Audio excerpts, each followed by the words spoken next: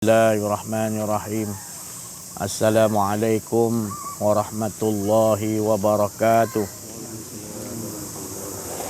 Alhamdulillahillazi anzala ala abdihil kitaba wa lam yaj'al lahu 'iwaja. Shadaqallahul 'azim. Alhamdulillahi rabbil alamin al-mukasyafa ghaibul lil fuqara ila siratin mustaqim. Fahamnaha Sulaiman wa kullan ataina hukman wa ilma wa saharna ma'a Dawud al-jibala yusabbihna wa tayra wa kunna fa'ilin. Subhanaka la ilma lana illa ma 'allamtana innaka antal alimul hakim. La haula wa la quwwata illa billahil aliyyil azim. Rabbi shrah li sadri wa yassir li amri wahlul 'uqdatam min lisani yafqahu qawli. Nurjali sifatullah, sifat menjadi kalamullah, terangkan hati hamba-hamba Allah, terang seperti hati Rasulullah sallallahu alaihi wasallam. Wa sallallahu alaihi sayyidina Muhammadin. Alhamdulillah bersyukur kita kepada Allah Subhanahu wa taala atas limpahan kurniaan Allah, rahmat Allah, hidayah Allah, inayah Allah. Iman yang diberikan kepada kita, Islam, ihsan dan ma'rifatullah. Sentiasa kita yakin bahawa hidup kita ini adalah menceritakan kisah-kisah, menceritakan cerita-cerita ataupun skrip-skrip yang Allah Subhanahu wa taala maha sempurna mentajalikan daripada kehendak-kehendaknya. Setiap sesuatu apa pun yang sejak mula diciptakan makhluk Allah Subhanahu wa taala yang pertama hinggalah sampai sekarang diciptakan makhluk-makhluknya, tidak lain semuanya mengikuti, mengesakan, mengikuti skrip-skrip ataupun cerita-cerita, kisah-kisah yang Allah Subhanahu wa taala yang maha bijaksana ingin dia menceritakan tentang ketunggalan keesaan dirinya, tidak lain. Ini yang susah nak dipahami oleh manusia-manusia pada penghujung zaman ini. Inilah yang menjadi penghalang kita tu dengan Allah, sebab merasakan lagi ada sesuatu ataupun ada dua. Allah ada kuasa, makhluk ada kuasa, satu tu pun tak boleh juga. Tetap juga baik atau buruk Allah jadikan semua atas kuasa Allah. Kita la haula wala quwata illa billahil aliyyil azim. Dia duduk di tempat ni air jernih, apa nama tempat dia? Bukit Jernih ni. Alhamdulillah. Ni Allah memberikan kita tempat yang natural, yang betul-betul asli. Tempat yang dah berjuta tahun ni, tempat ni, kawasan ni, ya. Tu sejak Nabi Adam lagi. Tempat ni, kawasan ni lah.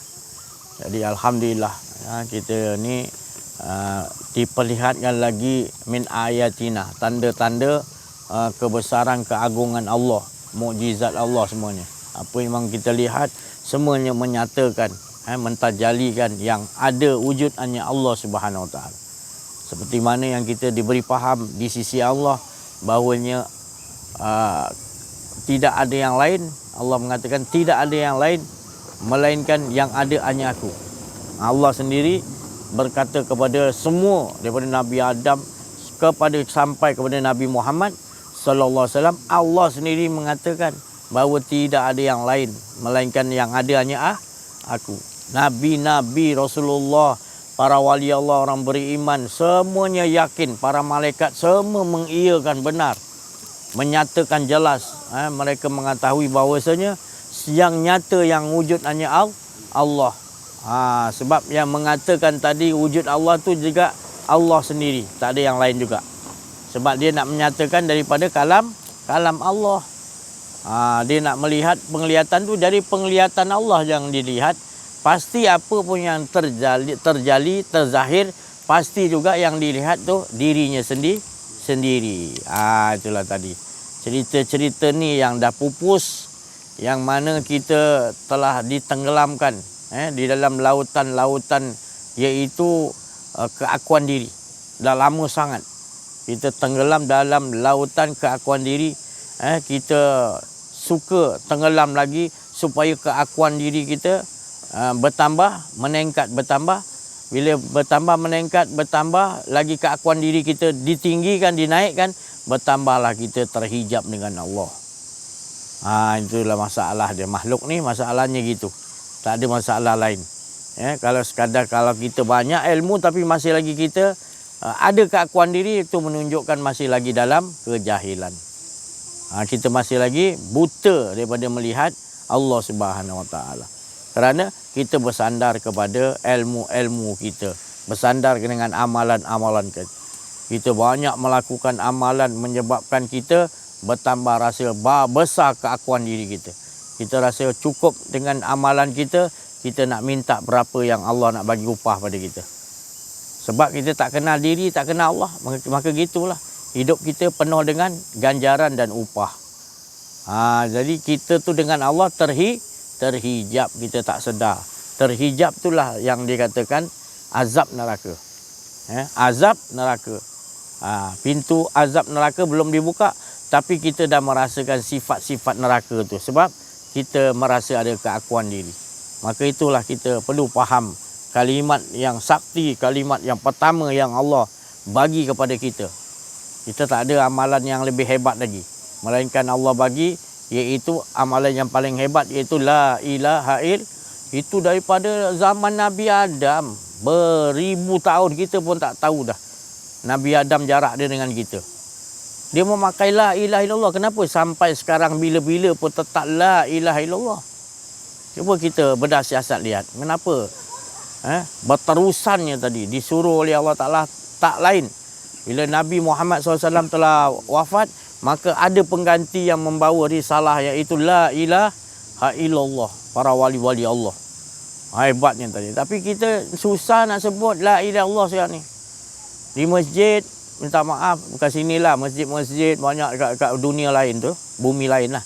Masjid-masjid, surau, kalau dah berjemaah tu bagus, hari Jumaat. Hanya kadang-kadang zikir subhanallah, tu pun susah. Nak terus doa je. Nak terus doa je. Nak cepat gimana tak tahulah.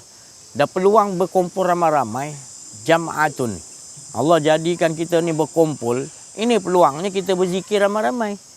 Tapi kita tak ambil peluang tu, kita duduk tak berjemaah. Ya Allah, kan satu perkara yang merugikan. Kita menggunakan alasan bahawasanya Nabi tak buat gitu. Bukan Nabi tak buat gitu, Nabi berbuat gitu, tetapi kita yang salah faham. Kita tak gunakan dengan kebijaksanaan yang Allah dah bagi kita kumpul. Subuh berkumpul solat jemaah, Zuhur, Asar, Maghrib, Isyak, langsung disuruh kumpul hari Jumaat tu. Hari Jumaat masa berkumpul solat Jumaat, lepas habis tu berzikir lah ramai-ramai. Seronoknya tadi Allah. Allah kalau orang berzikir ramai-ramai lagi Allah seronok. Sebab apa? Nampakkan lagi kebesaran Allah SWT. Allah ciptakan manusia semuanya di langit, di bumi berzikir. Kita tak tahu cara zikir je. Dah kumpul ramai-ramai, zikir lah. Allah suka ramai-ramai kan. Zikir, makna zikir. Zikir tu tadi kita kena ingatlah. Maknanya bahawasanya Allah, kalau seorang-seorang kita zikir, ibaratnya kita berlari, jogging, seorang-seorang. Cepat boring tak? 2 kilometer dah boring dah. Kita nak berjogging 3 kilometer. Baru berjalan sikit, seorang-seorang dah bosan. Tapi kalau ramai-ramai, 3 kilometer sampai tak terasa sebab ramai-ramai. Itu peluang dia bila solat Jumaat atau solat jemaah, bila dah kumpul ramai-ramai, kita zikir lah. Kita zikir. Tapi mengapa kita zikir subhanallah, alhamdulillah, Allahu Akbar? Mengapa kita tak masukkan zikir yang kalimat yang sakti ni? Kalimat yang belum ada kalimat lain, ini kalimat lagi yang Allah Ta'ala suruh pada jadikan makhluk ni daripada kalimah ni. Susah kita tengok sekarang ni. Mesti baca dah berzikir. La ilaha illallah, la ilaha illallah. Takut ke? Dah banyak dah subhanallah, alhamdulillah, wala ilaha illallah, Allahu Akbar. La ilallah tak nak banyak-banyak. Padahal Allah suruh, Rasulullah suruh banyak-banyak. La ilaha illallah. Jadi doima nakum aksiru min qawli la ilaha illallah. Banyakkan sampai kita hilang. Sampai kita kaji. Sampai kita tahu kalimat la tu tak ada kita. Yang sebut tu hanya Allah betul-betul rasakan keasyikan tu tadi. Bila tak ada diri ni asyik. Habis diri kita kat mana kalau tak ada? Janganlah cari. Dan memang kita ni tak ada nak cari lagi buat apa? Ada kat alam gaib pun? Tak ada. Hala tujuan kita ni tak ada lah. Adam pun hala tujuannya lah. Tak ada. Kalau rasa ada, binasa. Maknanya azab. Jadi tak ada. Janganlah nak rasa ada pula. Nak naikkan keakuan diri. Nak naikkan kesombongan. Nak naikkan tadi supaya orang memuji kita. Ujub, bangga dalam diri kita. Sum'ah, kita tak sedar. Kita buat tak elok. Itu semua tak ada bila kita buangkan betul-betul keakuan diri kita. Maka dalam hidup kita, kita nampak Allah je. Bukan nampak Allah saja dah. Kita rasakan semua Allah, tak ada kita lah. Semua tak ada lah. Makhluk pun tak ada. Nak kita amaliakan dalam kehidupan kita. Kita bukan sekadar membaca. Kita tahu la ilaha illallah. Tiada Tuhan yang berhak disembah. Yang ada melainkan Allah Subhanahu Wa Taala. Bukan sekadar cakap. Tahu tafsiran dia. Tapi maknai dia dan makamkan. Akhlakkan. Arif bilahkan perkataan tu. Supaya bila kita dah jadi arif bilah, faham makna memaknai, kita bawa tak ada dalam kehidupan. Kita ngangkat tak ada dah rasa. Kita bercakap ni tak ada. Kita melihat, kita duduk sini tak ada susunan kita. Semua susunan Allah. Kita hidupkan semua betul-betul dalam kehidupan kita. Dia je semata-mata. Dalam hidup kita ni dia je yang susun. Allah je yang susun. Kita datang ke sini, ke tempat yang udaranya segar. Ya? Terbuka. Ni hari open betul-betul. Jadi kita buka betul-betul hati kita. Menerima yang ada hanya Allah. Kita butakan mata kita pada selain daripada Allah. Ini peluang dia. Zikirkan, banyakkan la ilaha illallah. Kita nampak pisang ni, la ilaha illallah. Apa tanda kita tak nampak pisang ni? Kita nampak rasa pisang. Pisang tu dia tidak berasa melainkan siapa yang bagi rasa, iaitu kita pulangkan kepada Allah Subhanahu. Apa pun kita cepat. Maknanya cepat tafakaruna fi khalqis sama wati wal ard. Di langit, 7 lapis langit, 7 lapis bumi, seisi-isinya. Kita mengatakan tadi tafakaru hingga hilang semua. Semua yang kita dah tafakaru ni 7 lapis langit, 7 lapis. Semua sekali yang kita nampak hanyalah Allah Subhanahu Wa Taala. Kerana apa? Tidak disia-sia dijadikan. Rabbana ma khalaqta hadza batila. Fakina azaban nar. Fakina azaban nar. Minta dijauhkan daripada azab. Apa tu azab? Kita mandang sesuatu yang Allah jadikan, kita tidak nampak siapa yang menjadikan, iaitu Allahnya. Kita hanya nampak sesuatu terjadi, pisang kita nampak pisang, kita tidak nampak siapa yang menjadikan pisang tu.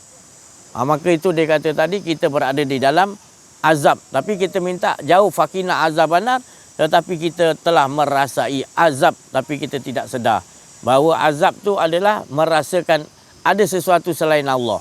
Sedangkan yang dikatakan nikmat iaitu adalah kita hanya merasakan Allah, tak ada keakuan diri. Dialah yang mengesakan diri je benar-benar, tak ada diri kita dah. Di situlah sebenarnya nikmat yang sangat besar, tak ada lagi. Wa amma bin ni'mati rabbika fatih. Ini kemuncak Rasulullah SAW Isra' wal Mi'raj, iaitu kemuncaknya Rasulullah SAW lebur dihilang, difanakan oleh Allah. Fana hingga tak ada Muhammad dia. Yang ada hanya Ahad. Iaitu dialah yang ada sebenarnya. Maka apabila sedang telah wusul, telah sampai di situ bahawasanya kita lah yang dinamakan sebenar-benar kenal kepada diri dan kenal Allah, maka kelu lidah kita. Tak adalah kita dapat melihat. Tidaklah dapat kita mendengar. Tidaklah kita ada kekuatan lemah longlai kita. Tidaklah kita ada kehendak. Tidaklah ada kita ilmu. Tidaklah ada kita kata-kata. Dan tidak ada semuanya melainkan lahul maujud illallah. Nak diyakini betul-betul. Ini sekarang nak bila dengar je cerita ni, dah sesat aja dia anggapnya kita ni. Dia nak pakai akuan diri baru betul. Padahal akuan diri itu pantang pada para nabi, para wali Allah. Pantang merasa ada keakuan diri. Dia meletakkan pantang sebab lah. Tu tadi. Allah pun bagi tahu tidak ada yang lain melainkan yang ada hanya aku. Itu kalau dah betul-betul Nabi Musa, Nabi-Nabi menghadap hadapan Allah, Allah pun mengatakan lagi yang ada hanya aku. Jangan kau kata ada kau lagi. Begitu sekali. Baru kita dapat kalimat ni, baru kita tahu kalimat ni cukup sakti. Tak ada lagi sakti yang mana-mana pun dapat mengalahkan ni. Panggillah orang sakti seluruh dunia ni, dapat tak dikalahkan orang yang berpegang kepada kesaktian la ilaha illallah. Tunggulah nanti. Ini belum dibukakan. Ini baru Allah nak ceritakan dulu. Bila datangnya waktunya untuk berjihad, seperti zaman Nabi SAW ketika perang, bila sahabat tu tadi baru bernikah, baru kahwin, disebut jihad, dia terus pergi. Mati dalam keadaan dia belum lagi dimandikan. Maknanya tetap Nabi kata matinya mati syahid. Sebab keluar karamah mukjizat Allah, dibukakan betul-betul di waktu jadinya jihad. Kita ingat nanti 100 tahun akan Allah Ta'ala gantikan orang pemimpin yang akan membaharukan Islam balik. Yang akan menguatkan Islam balik. Dan tenteranya tak dapat dikalahkan. Kerana dia pegang kepada kesaktian la ilaha illallah. Maka dia faham betul-betul la ilaha illallah. Dia dah berada di dalam huizni. Allah jamin ke benteng Allah dia duduk. Maka dia tak akan dapat diapa-apakan. Dan setiap peperangan yang dia pergi, dia akan mendapat kemenangan yang besar. Itu Imam Mahdi bila datang nanti. Beruntunglah orang yang mengikutinya. Dan ciri-ciri orang yang dapat mengikutinya adalah orang yang berpegang teguh kepada la ilaha illallah. Bukan sekadar baca, teguh. Memahami, teguh memegang akidah la ilaha illallah. Tak ada sesiapa yang dia nampak ada kuasa, melainkan Allah. Dia sendiri tidak ada kuasa. Itu yang dikatakan duduk dalam benteng Allah Subhanahu Wa Taala. Ini yang kita nak pegang. Kenapa kita tak boleh pegang sekarang ni? Kenapa? Sebab kita dah duduk di dalam sistem-sistem Yahudi. Kita tak duduk sistem mengesakan Allah yang dibawa oleh Nabi Adam sampai Rasulullah SAW. Diganti lagi para wali Allah. Masih lagi kita tak yakin. Sebab apa? Sebab kita dah nampak sistem Yahudi ni tadi kita dah nampak elok. Padahal sistem tu membawa kita terhijab dengan Allah. Sistem tu adalah sistem azab yang sangat pedih. Tapi kita rasa selamba pasal dah lama sangat. Maka itu cepatlah berubah, cepatlah berpindah. Keluar daripada akuarium Yahudi laknatullah tu. Dia dah lama sangat dia mensihir kita. Kita dah duduk di dalam sihir sampai kita disihir. Kita kata kita tak disihir. Kita sakit, kita rasa kita tak sakit. Sebenarnya kita dalam sakit yang amat teruk. Hanya Nabi Muhammad, Allah Ta'ala dan juga orang-orang yang dekat dengan Allah tahu kita ni berpenyakit yang berat. Tapi sedangkan kita masih lagi rasa macam kita tak berpenyakit. Sebaliknya dia yang nampak kita ni berpenyakit. Dia tuduhnya kita ni sesat. Dia tuduhnya kita macam-macam.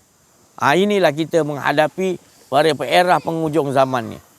Tapi ingat, nanti bila cukup masa, tak lama lagi, turunnya yang tadi khalifah yang Allah Ta'ala bagi tahu pada Nabi SAW, setiap 100 tahun akan ada pemimpin yang akan membarukan balik Islam ini tadi, iaitu tak lain Imam Mahdi. Maka waktu itu terbuka semua, Allah Ta'ala buka hijab, iaitu Allah sentiasa hidupkan kun fayakun Allah kepada orang-orang tentera-tentera Imam Mahdi tadi.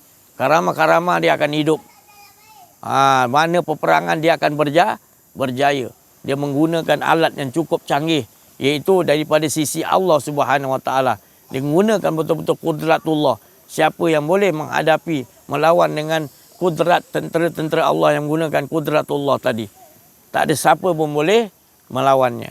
Maka itu yang dikatakan tadi Rasulullah, Imam Mahdi akan menghadapi peperangan, sentiasa dia berjaya, menang. Dapat menakluki. Jadi kita kena ingat, kalau dia datang, Imam Mahdi masanya untuk berperang. Jangan sampai kita ada toleransi lagi. Tak ada perbincangan. Zaman Imam Mahdi adalah zaman untuk berperang. Maka itu orang Yahudi takut-takutkan. Dia kata kepada kuncu-kuncu dia. Orang yang terikut belitan dia mengatakan, orang-orang yang ceritakan pasal Imam Mahdi, pasal nak berjuang ni tadi, kita pancung di awal-awal. Kita sekat di awal-awal. Sebab apa? Dia takut-takutkan kita. Kita ni seolah-olah menakut-nakutkan mereka. Padahal kita bukan menakut-nakutkan. Kita memperingatkan kepada saudara-saudara kita sesama Islam supaya bersiap-siap. Jangan sampai nanti Imam Mahdi datang, kita tidak menolongnya ataupun kita yang jadi penentangnya. Wa na'udzubillah min zalik. Inilah peluangnya untuk kita mendapat peluang yang Allah nak anugerah kepada kita, iaitu pada penghujung zaman ni kita dapat berjuang bersama Imam Mahdi. Bila wafat, kita tu wafat sebagai orang yang syuhada. Ini peluang dia sebenarnya. Kalau orang mengaji kenal diri, kenal Allah, dia tak sabar nak menunggu ni tadi. Sebab dia betul-betul hendakkan menjadi syuhada. Syuhada ni tinggi darjat dia di sisi Allah. Jadi perhatikanlah. Bukan kita nak menakut-nakutkan. Bukan kita nak mengingat-ingatkan supaya kita lari daripada dunia. Bukan. Kita nak supaya kita berada di dunia, kita berada betul-betul dengan Allah. Dan di mana pun dia dicampak kita berada di alam barzah, alam kiamat, tetap kita dengan bersama sentiasa kita setelah berada dengan Allah, maka kita tetap juga di mana pun kita dengan sentiasa dengan Allah, tak ada keakuan diri kita. Inilah makam keberuntungan yang setiap kali talk kita akan ingatkan. Kenapa kita akan ingatkan ini? Sebab inilah tak ada lain cerita. Apa pun ilmu tinggi macam mana pun, inilah hal tuju dia, iaitu membuangkan keakuan diri. Sebab selagi kita tak ada ilmu ni, kita banyak ilmu kata Nabi, pasti manfaatnya tidak ada, malahan kerugian. Sebab kita banyak beramal, kita tak kenal diri. Kita banyak bersedekah, kita tak kenal diri. Kita banyak ilmu, kita tidak kenal diri, tidak kenal Allah, maka kita akan sombong. Kita kasih ilmu ni ilmu kita. Kita kata kita beramal, kita yang beramal dengan perasaan di waktu itu tak sedar ke kita bahawa Allah telah melihat, mendengar perkataan kita mengatakan kita yang beramal. Tak malu ke kita? Siapa yang bagi kita dapat buat beramal? Kehendak siapa tu? Skrip siapa yang kau ikut sebenarnya? Tak ada satu pun kita bertindak la tataharraku zaratan illa biiznillah. Seolah halu zarah pun tetap Allah juga yang memenuhi bagian itu tadi. Tak ada satu pun bagian daripada kita ataupun makhluk semua. Semua susunan Allah. Baik malaikat, baik nabi-nabi, baik para rasul, baik para wali Allah, baik para jin, baik para malaikat ataupun iblis. Semuanya bergerak diam, terkelip matanya. Tetap juga Allah lah yang menyusun skrip-skrip yang akan berlaku dan telah berlaku ataupun ke depan sampai bila pun, tetap Allah lah di dalam kesibukan. Allah sentiasa dalam kesibukan, dia menguruskan semuanya tadi. Walaupun kita ingat apa gunanya Allah nak uruskan cacing di dalam batu ni, apa ada gunanya Allah jadikan. Jangan kau tak tahu dia memuji pada Allah, dia berzikir kepada Allah, Allah Ta'ala suruh dia nak menunjukkan, menyatakan bahawa sekalian yang di langit, di bumi, yang gaib ataupun yang jelas terzahir, semuanya sebenarnya mengesakan Allah, memuji Allah, mengagungkan Allah Subhanahu Wa Taala, berselawat kepada Nabi Muhammad sallallahu alaihi wasallam. Kita yang tak tahu bahasa, kita pandai-pandai kata apa ni Allah ciptakan khinzir, apa Allah Taala ciptakan buah ni gini, kita mempertikaikan, sedangkan kita sebutir nasi, sebutir beras pun kita tak mampu. Saya cakap tadi, itu kita nak komplain Allah Ta'ala punya ciptaan. Ini yang berlakunya manusia ni. Bila dia dah berbalah-balah, tak kenal diri, tak kenal Allah, maka sistem perjalanan hidupnya adalah sistem yang sentiasa kena azab. Maka itu kita memohon fakina azab benar. Apa fakina azab benar? Minta jauh daripada azab supaya jangan ada keakuan diri. Keakuan diri itu tadi azab yang sangat berat.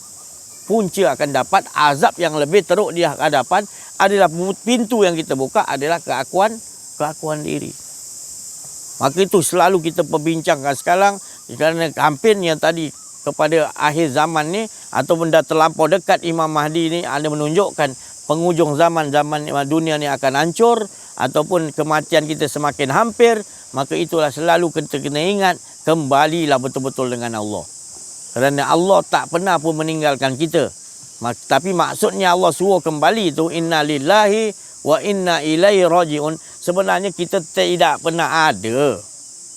Allah kata engkau daripada aku, inna lillahi wa inna ilaihi rajiun, kembali pada aku. Maksudnya kita tak pernah ada, yang adanya Allah Subhanahu Taala. Jadi kenapa yang kita nak rasa ada? Itulah bila rasa ada aja keakuan diri, itulah kita mengundang kezaliman. Rabbana zalamna. Kita telah menzalimi diri kita sendiri. Kita aniaya pada diri kita. Pada kita tahu kita ni tak pernah ada. Jadi bila kita diadakan, mengapa kita mengaku ada? Maka itu Allah mengatakan lagi, yang ada hanya aku. La ilaha illallah. Ikutilah sistem-sistem yang telah aku anugerahi. Iaitu jangan kau merasa ada keakuan di diri. Itu sistem Allah yang original, yang Rasulullah SAW mengikutinya. Para sahabat, para wali Allah sentiasa teguh memegang dan tak mahu benci ada rasa keakuan diri. Kita tidak lagi, kita banyak ilmu, lagi kita nak tunjukkan kepada orang. Lagi banyak amal, malam tadi aku banyak amal ni 10 Sabang ni. Lagi kita nak cerita kat orang, hantar WhatsApp pula lagi. Itu kenapa jadi begitu? Sebab tak yakin kepada Allah. Kalau kita dah yakin pada Allah, kita tak nak cerita siang hari apa kita buat.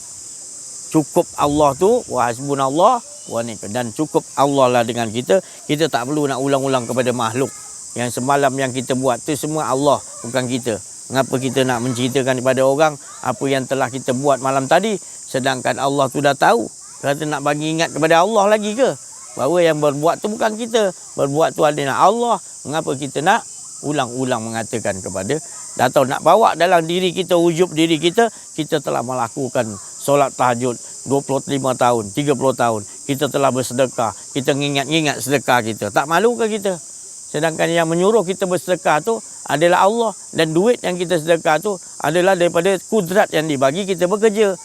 Jadi tak ada satu habuk pada kita. Allah yang suruh, kita ngaku-ngaku kita yang bersedekah. Kita yang melakukan ni. Jadi kalau orang dah kenal diri, kenal Allah, dia tak nak pakai aku dah. Ataupun perkataan dia aku juga, sebenarnya aku tu adalah Allah. Bukan dia tu Allah. Tapi menunjukkan bahawa yang ada hanya Allah. Tak ada satu habuk pun daripada kita. Nak kata kita ada patung. Patung pun dia juga yang jadikan patung Adam. Daripada unsur api, air, angin, tanah. Itu tadi. Canggihnya Allah Ta'ala kata. Belum masuk nyawa lagi. Nyawa pun tak boleh lah kita nak ucapkan dah. Dia punya, tak ada siapa boleh ciptakan nyawa. Ada orang ciptakan, dia kumpulkan nyawa-nyawa, kumpul. Orang tu dekat nak mati, dia bagi nyawa. Boleh? Tak boleh. Tak ada tu. Jangan terfikirlah benda tu. Memang tak ada. Jadi yang adanya sebenarnya nyawa itu adalah daripada Allah.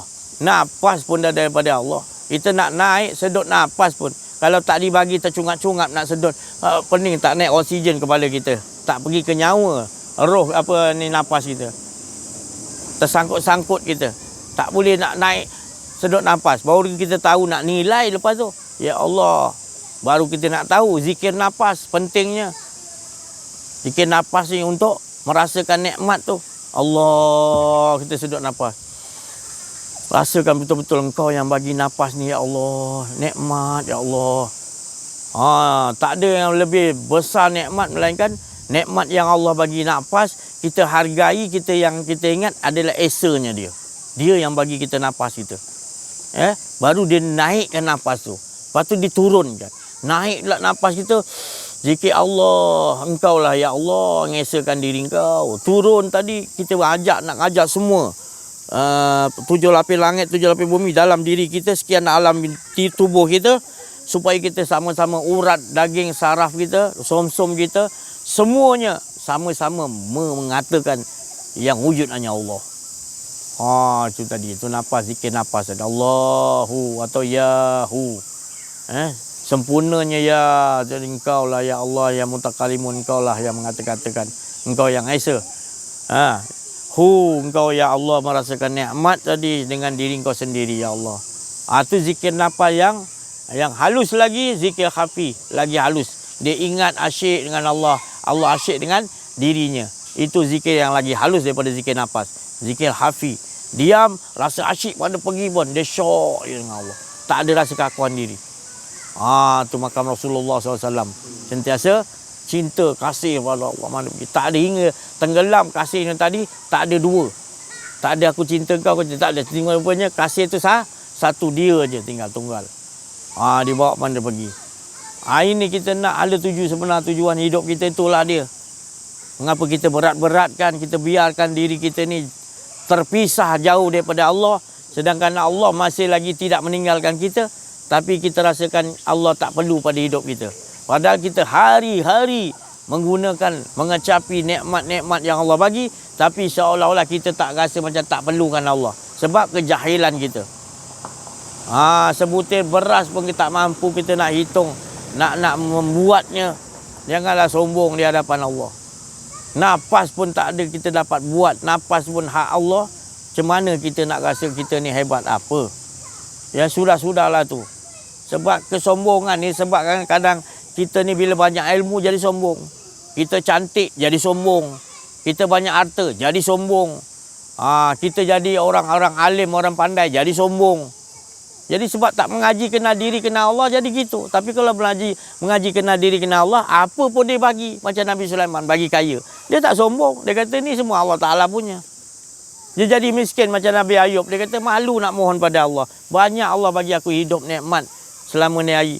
Ini baru 20 tahun dia bagi aku ujian sikit. Aku nak mengeluh tak? Nampak? Orang kau dah kenal diri, kenal Allah, sentiasa hidup dia bahagia dengan Allah. Dia tak pernah komplain lah susah ke senang ujian ke apa. Dia tak pernah komplain, dia rasa bahagia dengan Allah dia. Dia tak pandang lagi susah ke senang dalam hidup dia. Yang dia pandang, dia pegang selalu hanya dengan Allah. Aku bahagia ya Allah. Kau tak bagi aku ni, aku nak ni, aku hajat ni tak dapat, tak apa ya Allah. Jadi jangan kau tak ada sudah. Aku ridha je dengan kau ya Allah. Jangan yang lain kau bagi, aku tak ridha sudah. Tak bagi apa pun tak apa ya Allah. Jadi aku dengan kau ya Allah, jangan kau putuskan. Itu pegangan-pegangan para rasul, para nabi, para wali Allah. Itu dia duduk kat dalam benteng tu. Dia jaga di situ. Apa pun nikmat ni ya Allah, jangan sampai terputus aku dengan kau ya Allah. Apa pun sesuatu ujian ni, susah ke bala bencana, musibah, jangan sampai aku tak rasakan engkau yang ada ya Allah. Yang lain ni apa nak buat ya Allah. Kalau nak campakkan aku ke dalam azab apa pun campak. Janji engkaunya jangan tak ada dalam diriku ya Allah. Ini orang yang makin faham dengan Allah. Dia duduk di situ, dia jaga di situ. Dia tak nampak yang lain. Dia buta pada yang lain. Dia hanya celik melihat Allah Subhanahu Wa Taala dalam kehidupan dia. Mudah-mudahan kita akan dianugerahi oleh Allah. Kerana Allah berjanji, barang siapa yang nakkan betul-betul kepada Allah, bersusah payah di jalan, nakkan kepada Allah. Allah tahu kejujuran ke hati kita, nakkan kepada Allah. Cinta kita kepada Allah akan lagi rasa cinta lagi. Engkau datang kepadaku berjalan, berlari aku. Kau datang berjalan kepadaku, berlari sepatah kilat aku pergi pada kau. Jadi Allah menurut persangkaan kita. Beruntunglah persangkaan kita sentiasa kita rasakan Allah Subhanahu Wa Taala. Kerana rasa itu adalah pemberian daripada Allah. Kerana kita dapat merasa Allah daripada Allah. Kita asyik kepada Allah sebabkan kita ni hebat. Tetapi Allah yang memberikan rasa asyik kepada kita supaya kita tahu bahawa dia asyik dengan diri dia sendiri. Alhamdulillah. Saya rasa cukup sampai sini dulu untuk kita memberikan pencerahan lagi daripada Al-Fadhil Ustaz Al-Za'i Al-Masri dan juga Syekh Latif dan Pak Lang dan yang lain-lain lagi insya-Allah. Allahumma salli ala Allahu wabarakatuh. Di tempat yang indah ini lagi indah kalau kita berzikir kepada Allah. Mari anak-anak kita berzikir kepada Allah. Subhanaka la ilma lana illa ma 'allamtana innaka antal alimul hakim. Subhanaka la ilma lana illa ma 'allamtana innaka antal alimul hakim. Subhanaka la ilma lana illa ma 'allamtana innaka antal alimul hakim. Inna fatahna laka fathan mubina. Inna fatahna laka fathan mubina. Inna fatahna laka fathan mubina. Ya Hayyu ya Qayyum birahmatika astaghis. Rabbi shrah li sadri wa yassir li amri wahlul 'uqdatam min lisani yafqahu qawli.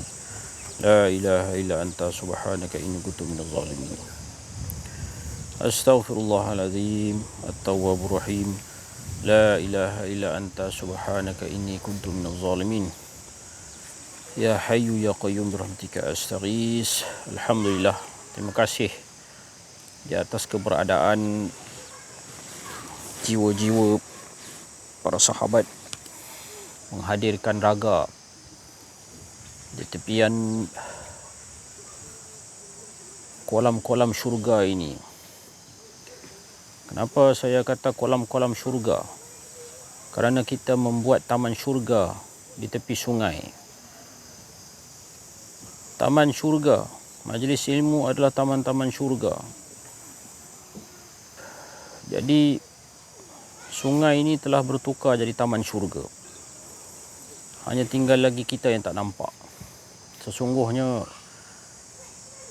Nabi tak pernah dusta. Kalau Nabi kata majlis ilmu, majlis Allah, majlis zikrullah, majlis mengingati Allah adalah taman syurga, maka taman syurga lah. Hanya kita saja yang tidak mampu nak menghadirkan syurga itu, kerana kita terhijab dengan pelbagai hijab-hijab, tidak nampak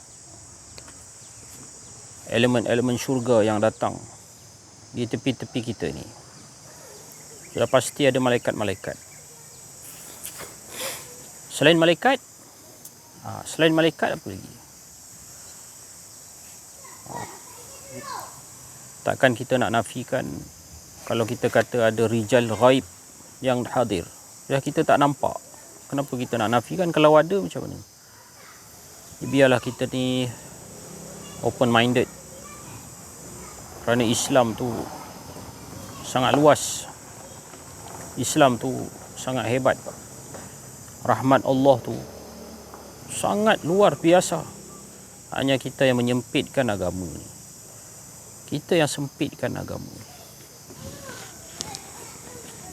Bila sempit agama, kasih sayang pun jadi sempit. Lupakah kita akan cerita-cerita kebesaran Allah, cerita-cerita yang membesarkan rahmat Allah. Seperti cerita seorang ulama, Abdullah bin Mubarak, yang bercerita tentang satu kisah seorang yang membantu jiran dia, isteri dia mengandung. Jadi dia mengidam. Ada bau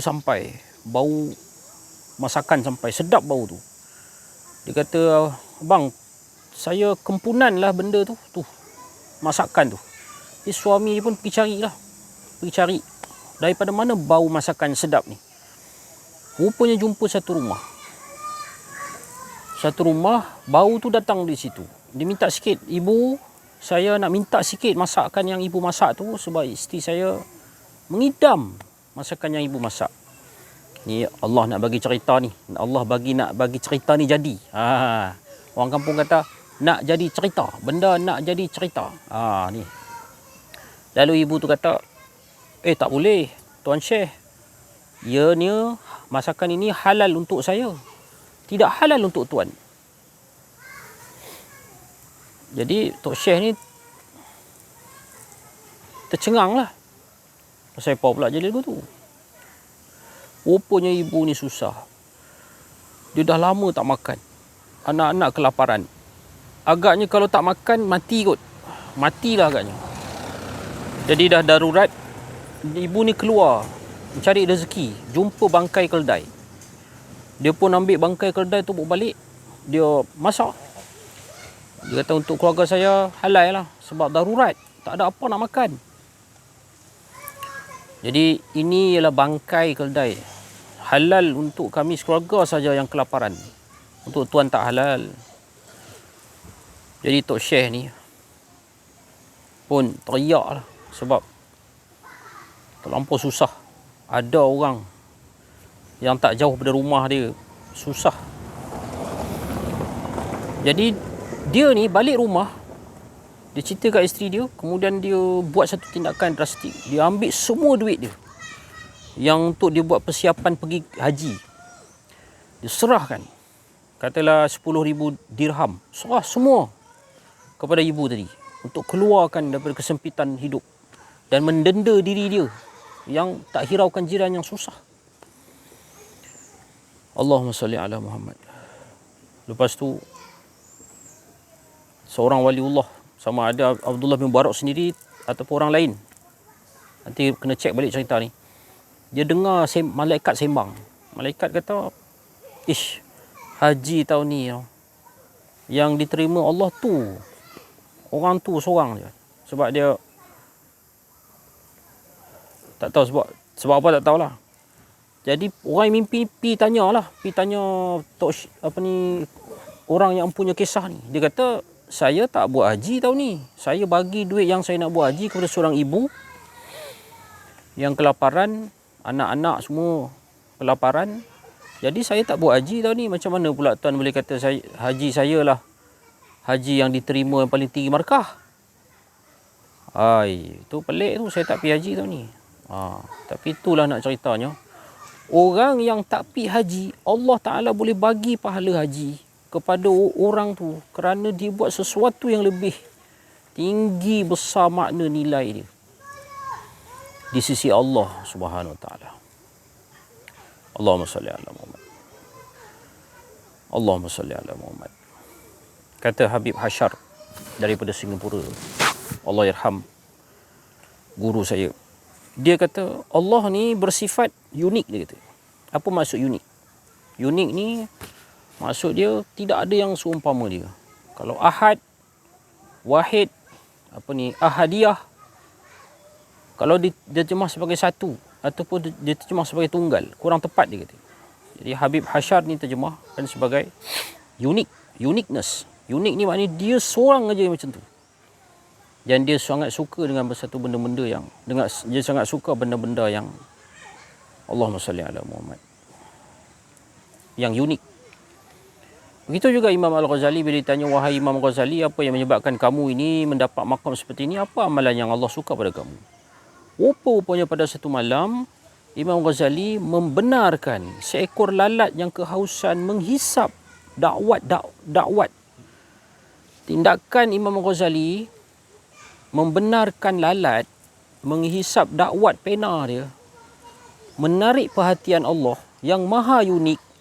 Kerana itulah Imam Ghazali diangkat martabat dia setinggi-tingginya. Cerita lagi seorang pelacur yang memberikan minum kepada anjing. Allah ampunkan segala dosa dan jadikan dia ahli syurga, jadikan dia terbalik. Jadi daripada seorang pelacur jadi seorang wali Allah. Kisah rahmat Allah sebegitu luas. Sepatutnya menjadikan orang yang menganut agama Islam ini luas pemikiran dia. Tidak menyempitkan agama sehingga agama ini menjadi fitnah kepada agama itu sendiri. Allahumma salli ala Muhammad. Lalu macam mana kita hala tuju dan jalan kita? Ada satu seruan dalam agama yang kita tinggalkan. Kita selalu mendengar di dalam khutbah selalu disebutkan tentang satu hadis yang memperingatkan tentang jangan kita membuat hadis tu. Allahumma salli ala Muhammad.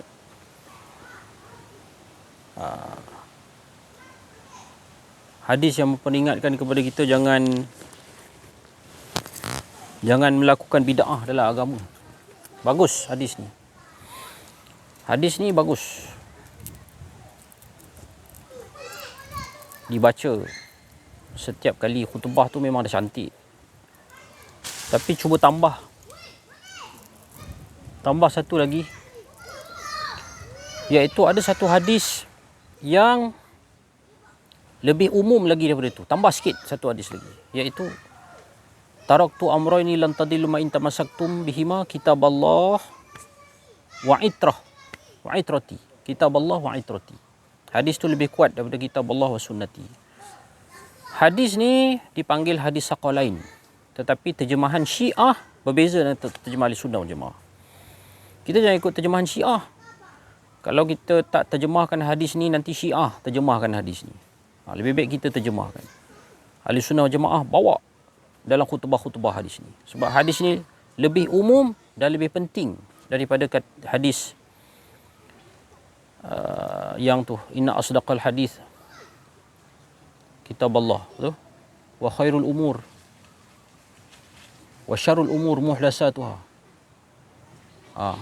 Wa kulli muhdatsatun bid'ah wa kulli bid'atin dalalah wa kulli dalalatin finnar tu. Bawakan satu hadis tambahan, iaitu hadis lebih umum daripada tu, menerangkan tentang kalau kamu berpegang dengan dua perkara ini, kamu tidak akan sesat. Jadi kita nak bimbang apa lagi dengan bid'ah-bid'ah dalam agama, sebab dijamin tidak akan sesat. Ada ismah di kat situ. Kitab Allah wa itrah ahli bait. Ataupun wa itrati. Itrati ni maksud dia apa? Itrati ni pada tafsiran para ulama Ahlussunnah wal Jamaah, itrati ni adalah para arifin billah yang bersambung rohaniah mereka dengan baginda Nabi Muhammad SAW. Mereka inilah orang-orang yang rapat dengan Rasulullah. Tandanya mereka ini selalu jumpa dengan Nabi Muhammad. Di dalam mimpi, dalam mimpi. Sebab hadis man ra'ani fil manam fasayarani fil yaqazah tu, hadis sahih, disahihkan lagi oleh ulama yang bernama Albani. Hadis sahih ni, bukan hadis yang maudhu' ke, hadis dhaif ke. Jadi nak letak mana hadis ni kalau kita kata kita tak boleh jumpa Nabi? Lepas tu kita pula takwilkan hadis ni, kata bahaya kalau cerita Nabi Muhammad mimpi nanti kan boleh sesat, boleh membawa. Mana kita dah takwil. Kita dah takwilkan hadis ni. Kita kena pakai dulu yang lapis pertama yang mudah dipahami tu, iaitu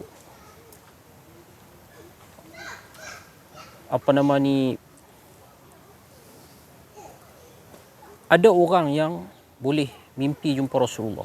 Ini dulu kena diiktirafkan. Fasayarani fil yaqazah, maka dia akan berjumpa di alam nyata. Mungkin ada khilaf kat situ apa maksud yaqazah tu, tak apa. Tapi itrati ni adalah orang hamba Allah yang beriman, bertakwa, beramal soleh, yang dia ni dia disebut sebagai wusul kepada Rasulullah SAW. Wusul kepada Rasulullah bermaksud wusul kepada Allah. Dalam tafsiran para ulama Ahlussunnah wal Jamaah, ini juga dikelaskan sebagai itrati, iaitu diterjemahkan sebagai itrati ini boleh diterjemahkan sebagai legacy. Legacy Rasulullah SAW. Mereka adalah para guru mursyid yang bertali simpul dengan Rasulullah SAW, yang bersambung rohaniah mereka dengan Nabi Muhammad SAW. Jadi mari sama-sama kita masyhurkan hadis ni, iaitu hadis yang besar erti dia, iaitu jaminan tidak akan sesat.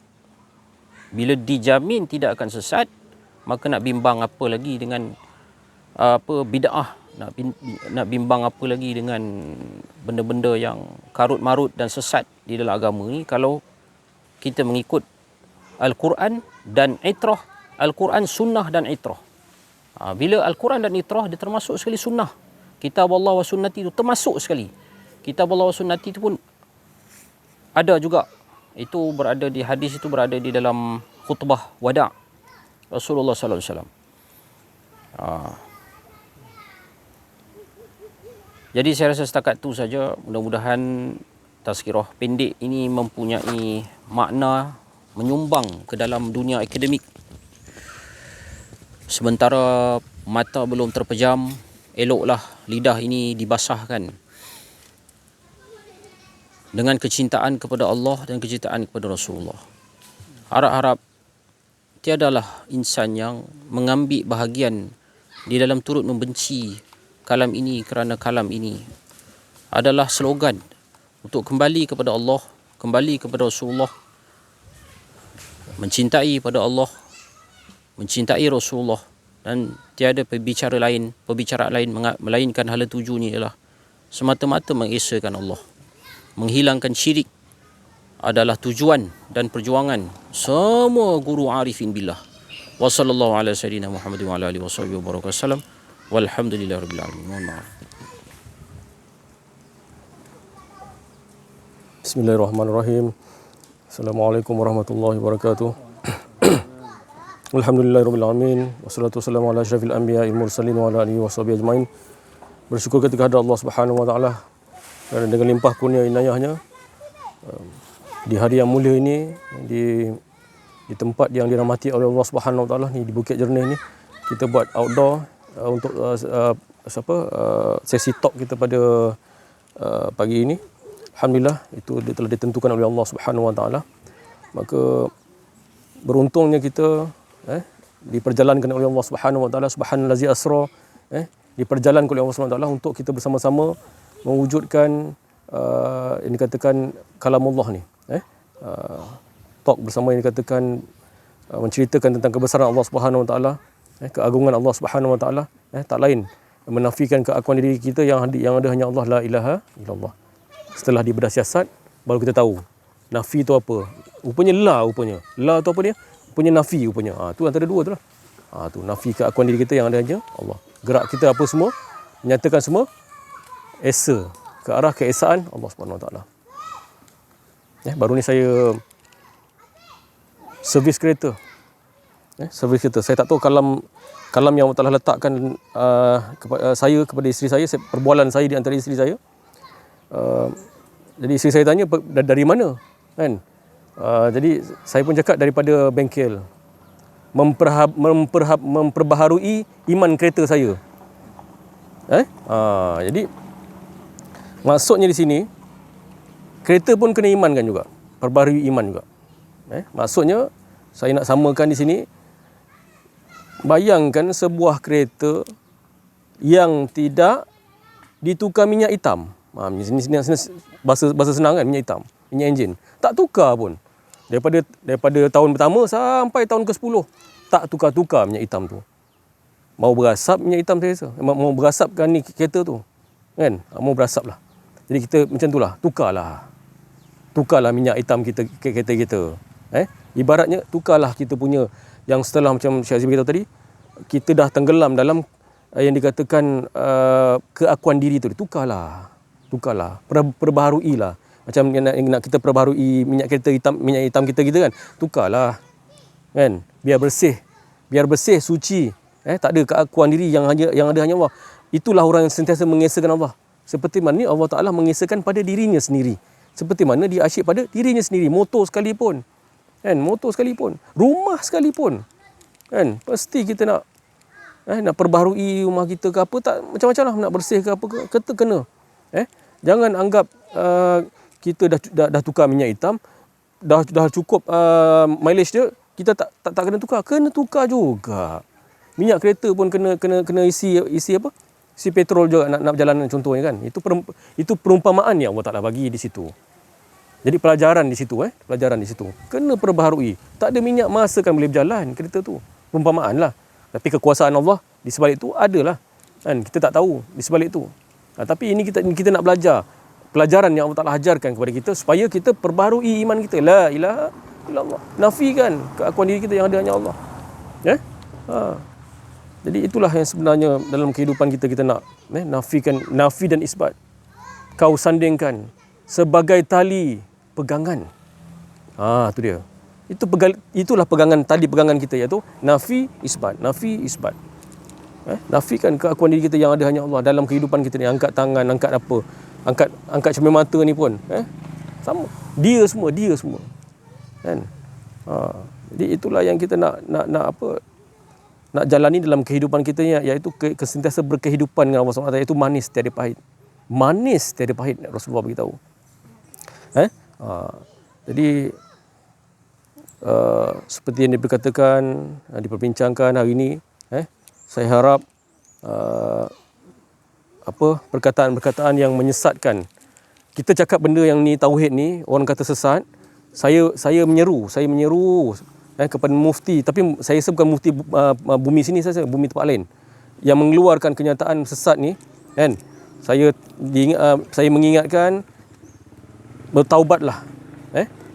cakaplah dengan orang lain bahawa teks khutbah hari tu kena perbetulkan.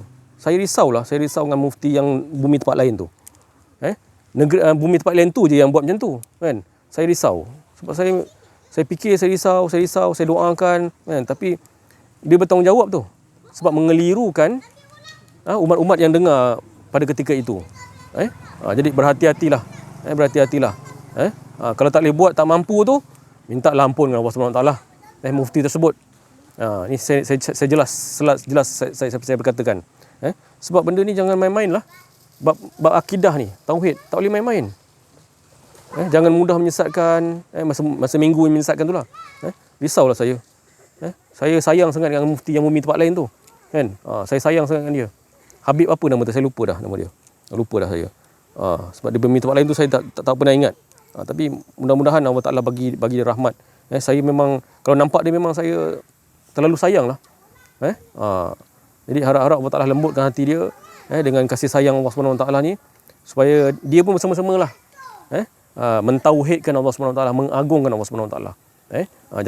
Jangan pakai fahaman-fahaman yang dia rasa betul kan. Kita ni pun belum tentu lagi, tapi sebenarnya itulah yang Rasulullah bawa. Kita nak ikutlah. Qul in kuntum tuhibbunallaha fattabi'uni yuhibbukumullah. Barang siapa yang ingin dicintai oleh Allah Subhanahu Wa Taala, ikuti jejak langkah Nabi Muhammad sallallahu alaihi wasallam. Syariat, saya sebut syariat, tarikat, hakikat, makrifat 4 berjalan seiringan. Termasuk kehidupan kita. Tak ada pelik pun. Dalam sifat dalam yang dikatakan sifat 20 pun, laisa kamitslihi syai'un fil ardi wal fis sama' wasmin. Allah Ta'ala tidak boleh diseumpamakan daripada segala sesuatu. Tak boleh. Kita nak sebut mengaku Tuhan pun tak boleh. Sebab dia tidak boleh diseumpamakan daripada segala sesuatu. Tapi sifat dia boleh mentajalikan diri dia. Sifat dia lah. Bergerak, hidup, mutakallimun ni semua dah. Berkata-kata ni semua mentajalikan keagungan Allah SWT. Itulah yang sebenarnya. Tapi tidak boleh diseumpamakan daripada segala sesuatu. Jangan tempuh garisan laisa. Itulah maksudnya. Samalah yang dikatakan semalam Ustaz Ahmad beritahu. Al-Khalash. Syekh Siti Jenar. Semua tu betul. Kan? Tapi kita tengok video-video YouTube yang dijadikan satu video cerita kan. Cerita itu semua Yahudi dah buat dah benda tu. Kan? Supaya mengelirukan penonton-penonton. Dia kata Syekh Siti Jenar ni mengaku Tuhan tak. Pengakuan yang dia buat tu bukan pengakuan diri dia sebenarnya. Itu pengakuan keesaan. Kan? Dia pun wali Allah. Dia tahu. Dia lebih arif billah lagi. Maksudnya gitu. Saya nak tegaskan dekat sini. Syekh Siti Jenar, seorang yang diangkat oleh Allah Subhanahu Wa Taala. Sebab pengakuan dia tu manunggal engkaulah Gusti, menunggal dengan Allah tu, bersatu dengan Allah tu, bukan dia menyatakan dia yang bersatu. Keagungan Allah yang bersatu. Diri keesaan yang bersatu diri dia di antara Nur Muhammad dan Nur Sifat dan Nur Zat Allah Taala. Nur Muhammad dan Nur Zat Allah Taala. Sifat kepada zat itu yang maksud dia tu. Itu yang dikatakan oleh Syekh Siti Jenar. Kena faham betul-betul. Kalau nak tengok cerita tu kena faham betul-betul, belajar dulu. Kan? Jangan main tibai tengok mengatakan Syekh Siti Jenar ni mengaku Tuhan, bukan. Ni saya nak beritahulah seperti mana yang dulu-dululah. Syekh Nazim dan sebagainya. Orang itulah yang memperkasakan keagungan Allah Subhanahu Wa Taala. Sampai berjuta orang boleh masuk Islam. Dengan sekali ketip, sekali snap gambar je dah menyatakan orang tu sesat. Kuat betul fitnah tu. Tapi hati-hatilah. Hati-hatilah. Bahagian agama Islam, Jabatan Agama Islam, hati-hatilah. Kalau yang dah keluarkan kenyataan tu kan, betulkan baliklah. Jangan jadi yang dikatakan botol tadi tu kan. Botol tu teruk lagi kan. Bodoh tu dia boleh belajar lagi. Kan? Kalau bodoh dia boleh belajar lagi. Macam saya lah bodoh kan. Saya ni bodoh. Tapi saya belajar. Kan? Kalau campur lagi tolol, itu saya tak tahulah. Itulah. Saya bukan nak cakap apa. Itu yang keadaan dia yang sebenarnya. Ni ketegasan yang saya nak beritahu, sebab saya terlalu menyayangi apa yang saya cakap ni. Saya terlalu menyayangi kalian semua. Sebab kita ni dah sampai penghujung lah ni. Kita kena perbetulkan semua. Perbetulkan semua. Saya pun ni diatur oleh Allah Subhanahu Wa Taala. Bukan saya mengatur semua, tapi diatur semua sekali oleh Allah Subhanahu Wa Taala. Kita tak ada ejah siapa tak ada. Yang nak ejah ni semua kontrol daripada Allah Taala, bukan kita. Itulah dikatakan penafian, menafikan keakuan diri kita. Bukan keakuan diri, semua seluruh sekalian alam ni menafikan. Kalau tanya pokok sendiri pun, kalau pokok boleh cakap sekarang ni pun, dia pun nafi, bukan aku. Semua menyatakan Allah, dia kata. Boleh tak dengar? Boleh. Burung-burung semua menyatakan keesaan Allah Subhanahu Wa Taala. Jadi mudah-mudahan kita diberi oleh Allah Subhanahu Wa Taala di hari yang mulia ini. Semoga Allah Taala memberikan kita kefahaman di sisi Allah Subhanahu Wa Taala dan memberikan wazinahum huda, petunjuk agar kita sentiasa mendapat olahan-olahan daripada Allah Subhanahu Wa Taala, insya-Allah. Sekian daripada saya, wabillahi taufiq wal hidayah. Assalamualaikum warahmatullahi wabarakatuh. La haula wala quwwata illa billah. Alhamdulillahirabbil alamin.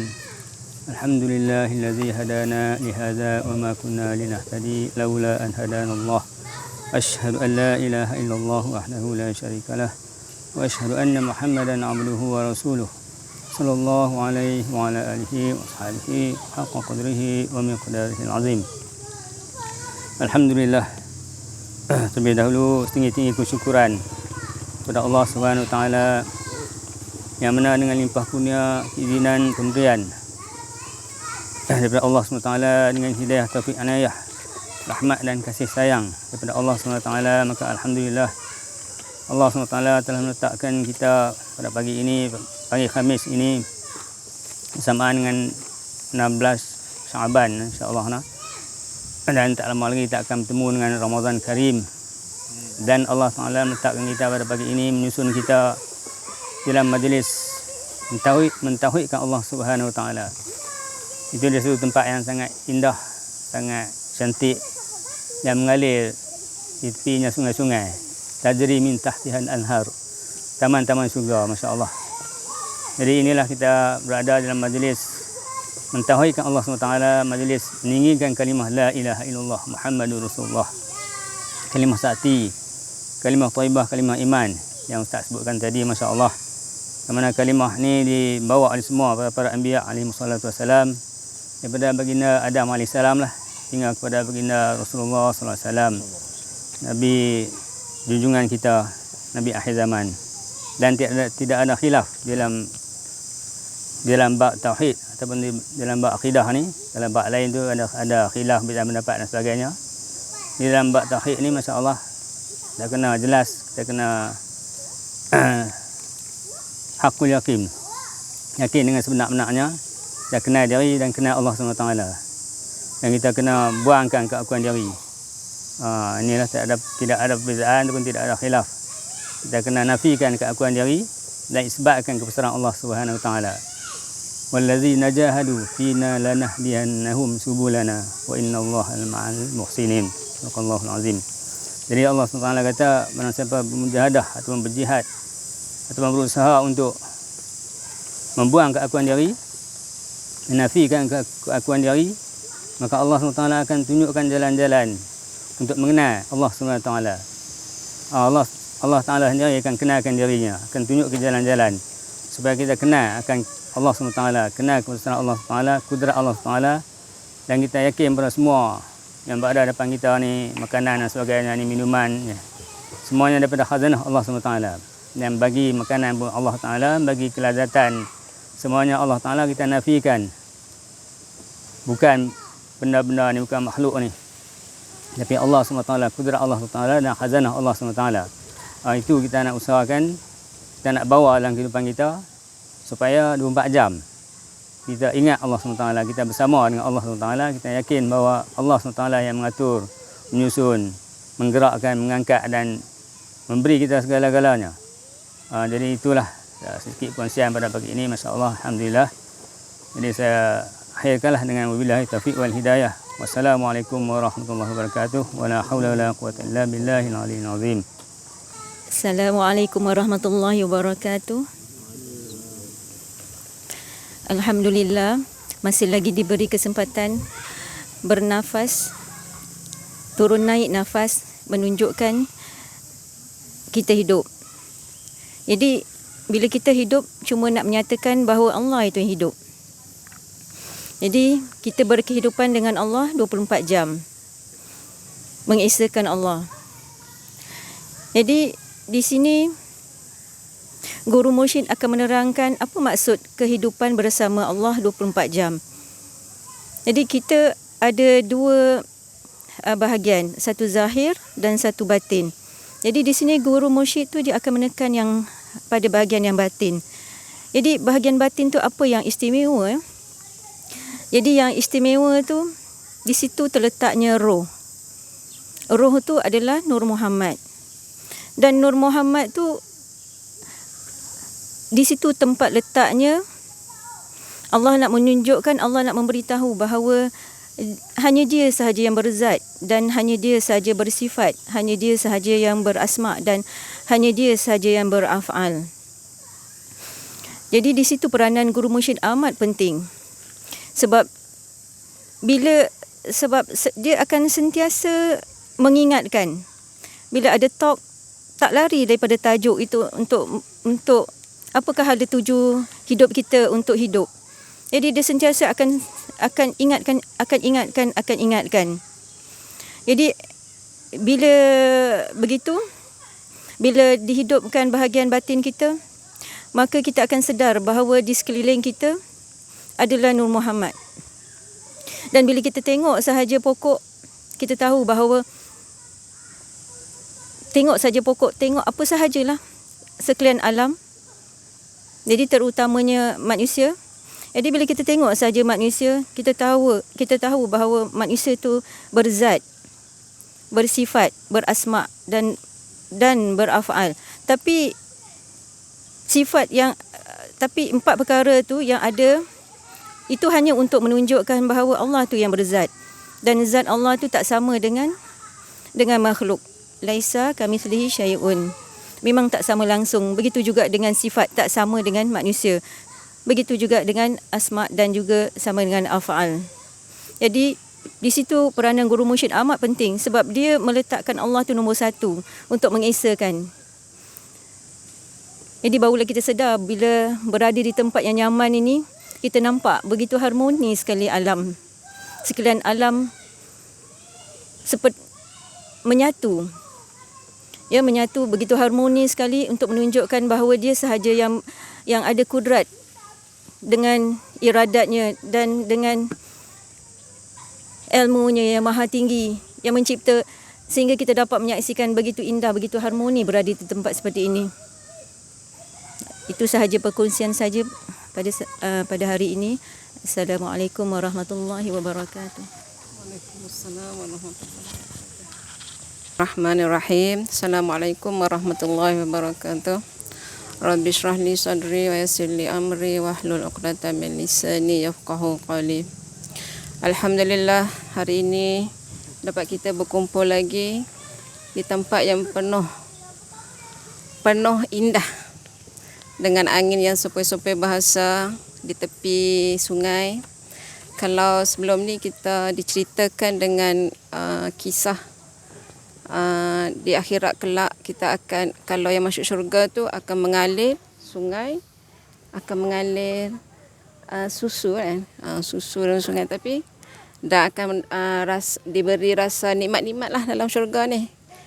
Akan jumpa Allah di syurga. Itu yang kita diceritakan sebelum ni. Tapi adakah bila kita meninggal baru kita jumpa dengan Allah?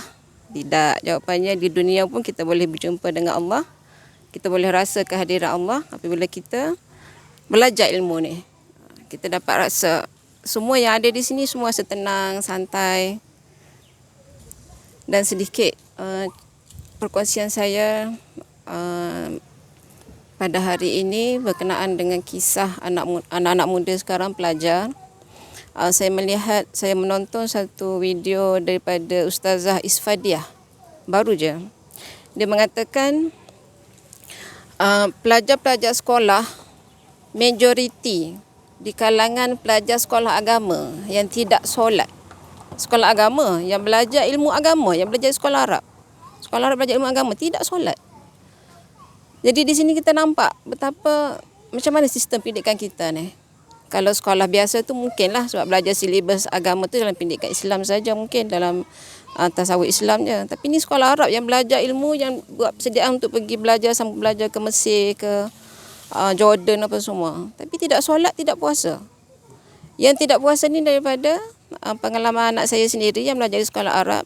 Katanya seniornya tak puasa. Terkejut saya. Seniornya yang tingkatan 5 tak puasa. Lepas tu macam mana tu? Maksudnya di sini sistem pendidikan kita pun semua based on tengok pada apa? Belajar nak grade A, nak lulus cemerlang. Tapi dari segi sasiah, dari segi akhlak, dari segi ibadah anak-anak tu tak dititik beratkan. Sebab tu tak pelik kalau anak kita duduk asrama, balik ke rumah tidur 24 jam. Anak saya sendirilah saya kata. Bangun solat pun dikejut. Tidur. Sebab kata kat asrama kena ikut jadual kan. Tapi menunjukkan bahawa sistem pendidikan kita ni tidak boleh, tidak dapat untuk mendidik anak kita sepenuhnya untuk mengenal Tuhan yang Allah yang sebetul-betulnya. Jadi tanggungjawab ibu bapa lah. Seperti kata Ustaz Ahmad sebelum ni, sebenarnya pendidikan anak-anak ini adalah berasal, maknanya pendidikan anak-anak ini daripada rumah. Bukan kita serahkan kepada cikgu untuk mendidik anak kita dalam ilmu ni, maknanya mendidik perkembangan anak kita. Jadi ibu bapa yang perlu wajib mendidik anak-anak mereka. Sebab awal-awal agama adalah mengenal Allah. Di situ. Jadi macam mana tu ibu bapa nak mendidik anak-anak tapi tak ada ilmu macam mana? Sebab itulah kita mengajak untuk ke majlis-majlis ilmu macam ni lah. Majlis ilmu santai-santai. Kalau tak nak pergi yang orang kata apa, komitmen sepatu-patu lagi, belajar dulu. Jangan duduk di tempat yang duduk dengan tenang, macam tak ada apa.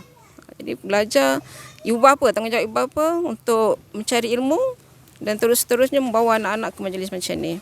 Semoga kita diberi faham hari demi hari untuk terus mengenal Allah, mengenal diri, siapa diri kita ni, siapa Allah, dan tidak merasa membuang hari demi hari kita buang sifat keakuan kita dengan daripada Allah sendiri, melebur sikap kita ni.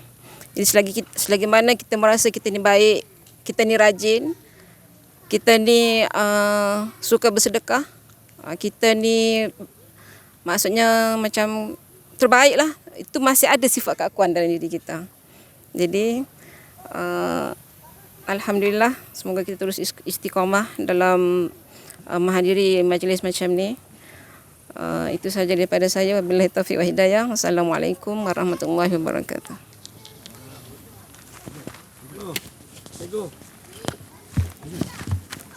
Alamin. Syukur kita kepada Allah SWT. Apa yang diucapkan oleh saudara-saudara kita, sahabat-sahabat kita semua daripada khatir Rabbani, daripada kalimat-kalimat kudus, daripada kalimat-kalimat Rabbi yang tidak lain mengajakkan kita sama-sama mengesahkan Allah. Suci, murni, bersungguh-sungguh. Mereka sahabat-sahabat kita menyanyi-nyanyi kita semua dengan mengucapkan daripada kalam yang daripada kalam kalimat-kalimat Allah.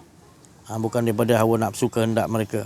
Mereka bercakap mata-mata demi kasih sayang untuk mengajak kita sama-sama ke tempat yang paling aman, paling tenteram, iaitu sentiasa membuangkan keakuan diri dan juga benar-benar mengesahkan Allah seperti mana Allah mengesahkan diri sendiri. Jadi pandanglah yang di dalam hati mereka tu, mereka berucap atas dasar iaitu lintasan-lintasan yang suci, yang mereka ini tidak ada keakuan diri. Alhamdulillah, bersyukur kita ada teman-teman, sahabat-sahabat yang masih lagi mengingatkan kita demi kasih sayang untuk menyelamatkan kita, untuk sentiasa kita berada di dunia lagi dalam keadaan menyintai Allah, merasakan Allah benar-benar, supaya kita selamat nanti di mana pun kita berada. Sentiasalah kita berada dengan sesiapa yang kita selalu rasakan di dalam keakuan diri kita, di mana kita tidak ada rasa lagi keakuan diri, melainkan yang ada hanyalah keesaan Allah Subhanahu Wa Taala. Saya rasa pun saya tak nak panjangkan cerita lagi. InsyaAllah terima kasih banyak atas perhatian. Mohon maaf atas kekurangan, kesilapan dalam menyampaikan ada keakuan diri. Wa'afu minkum. Wabillahi taufiq wal hidayah. Wassalamualaikum warahmatullahi wabarakatuh. Allahu Akbar. Sallu ala Nabi.